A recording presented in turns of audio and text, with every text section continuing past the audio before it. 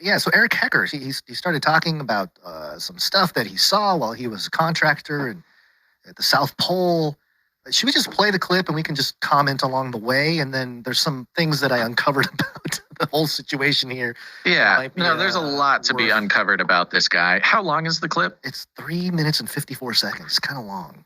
It's kind of interesting, It is interesting. And it's worth listening to, Yeah, let's especially if we're going to rip the guy apart. Let's see what he's got. I have already given all pertinent information and supporting documentation to the Senate Intelligence Committee and Arrow. They informed me that all of my information will be recorded for public record and shared with Congress. It is that important. Yeah. In 2010, I was selected to go down to the South Pole Station in Antarctica for an entire year by Raytheon Polar Services as an employee of a third-party contractor for the National Science Foundation. Raytheon again. There's RTX, or maybe it's just Raytheon because it's all military stuff here. I function in a dual role capacity as a tradesman and a firefighter. My responsibilities required me to be more informed than most of my crew and offered me complete access to the facilities. What I learned from this unique experience needs to be shared with the entire world. The technology at the South Pole Station certainly can do what it is presented as its primary purposes, and unfortunately, much more.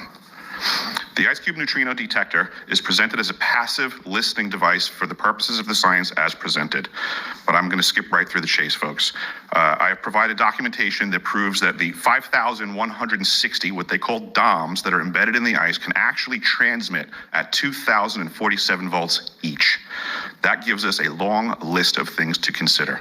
It is effectively a multifaceted directed energy weapons platform that I will list rapidly a few things that it can do. Vehicle detection. We're learning that these off-world craft, on-world craft, ours or other nations, are also emitting neutrinos. So this makes the South Pole Station effectively an air traffic control station for this new level of equipment that nobody's discussing. I provided documentation that shows that this is also a system for faster than light communications. In the past, Gary McKinnon has hacked NASA, found the off-world fleet, the list of captains, and it's apparent that if we have faster than light vehicles moving throughout the system, we're going to need faster than light communications. This is that facility. The season that I was there, 2010 to 2011, we converted from construction to operations and maintenance in both the elevated station and the detector array. Unfortunately, when they first fired it up, that was when we had the earthquakes in Christchurch, New Zealand. There was 2 incidental shots before they were able to target it correctly. This is an earthquake generating device as well. This is the weapons of war that we have to deal with now and what Raytheon's hiding. There's an ELF system at the South Pole Station that when I arrived, I was told it was off, dismantled, and completely defunct.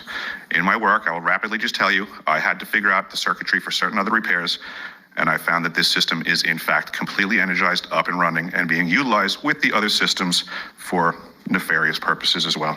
The Atmospheric Research Observatory is in what we call the clean air sector. I witnessed myself a very powerful green laser shooting out of the top of this facility into the cosmos. This, I believe, is a secondary form of long-range communications and or a defense system. I am not saying that we need to be scared of anything that's out there, but please understand the military-industrial complex is happy to invest all of your money in alleviating their fears. A question of power comes into play for all of these facilities that are present. I assure you, I knew what was going on. I knew the load demands of the facility, and all of these new items exceed the demand for the systems that I was presented. I'm doing due diligence and research. I believe there is either a secondary power supply there that is either nuclear, that was there prior to the start of the Antarctic Treaty, which prohibits such things, and or that there is some sort of exotic power supply system there that just is not in the verbiage of the treaty, so it negates the responsibility to the parties involved. Green lasers.